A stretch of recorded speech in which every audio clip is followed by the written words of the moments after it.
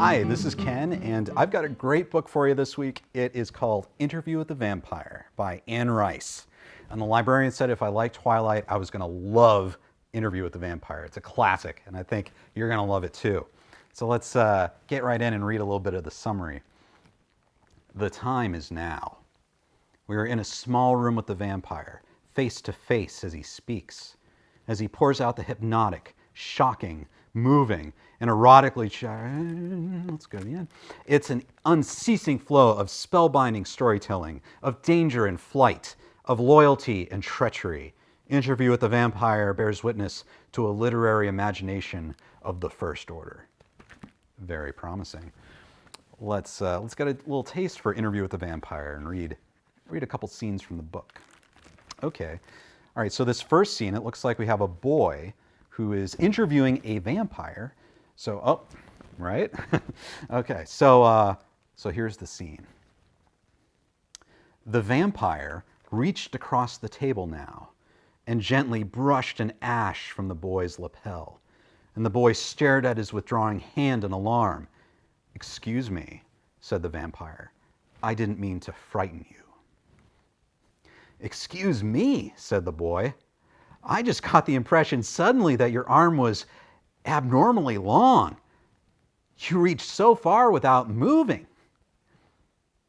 "No," said the vampire, resting his hands again on his crossed knees. "I moved forward much too fast for you to see.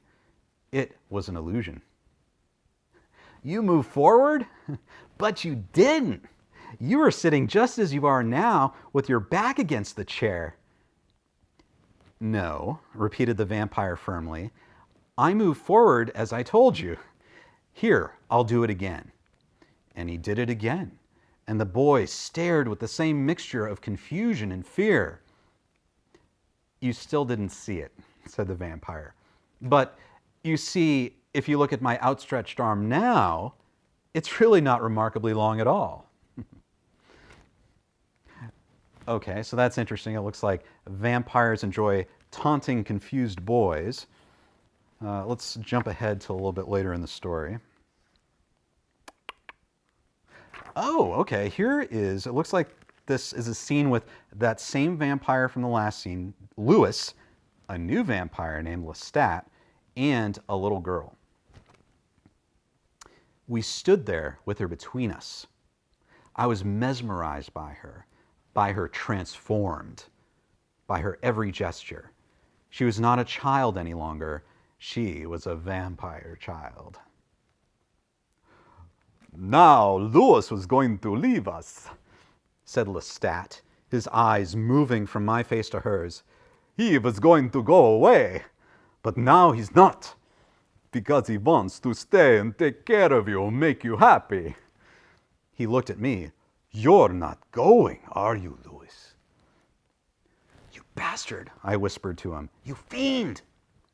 "Such language in front of your daughter." "I'm not your daughter," she said with a silvery voice. "I'm my mama's daughter."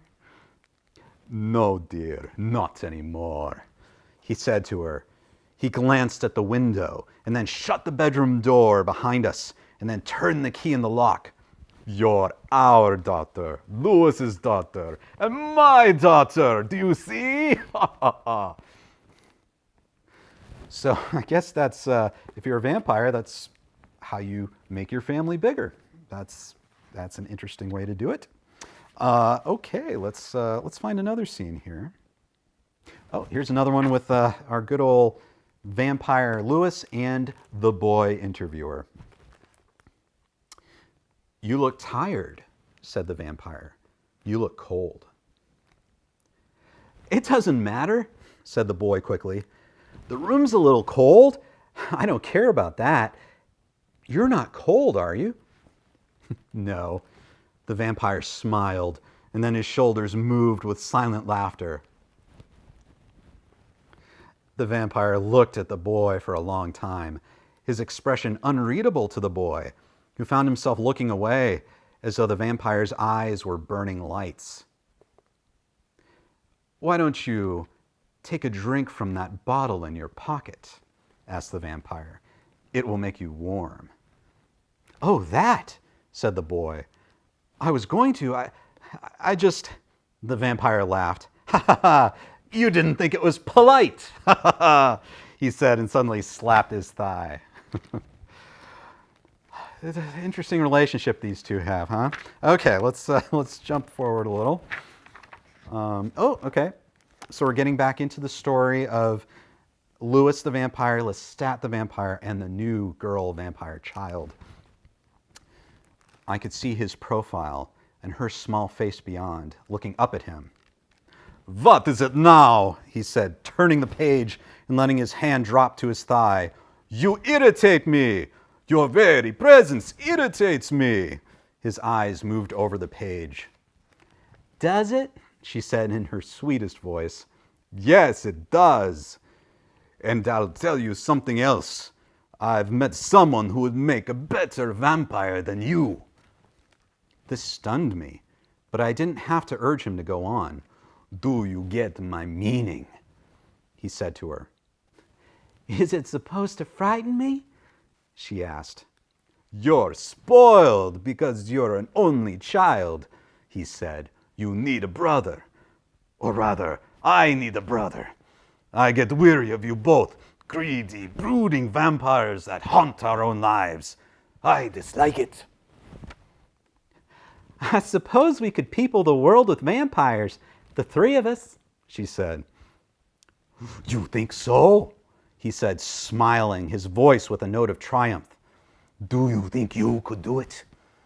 I suppose Louis has told you how it was done, or how he thinks it is done. You don't have the power. Either of you.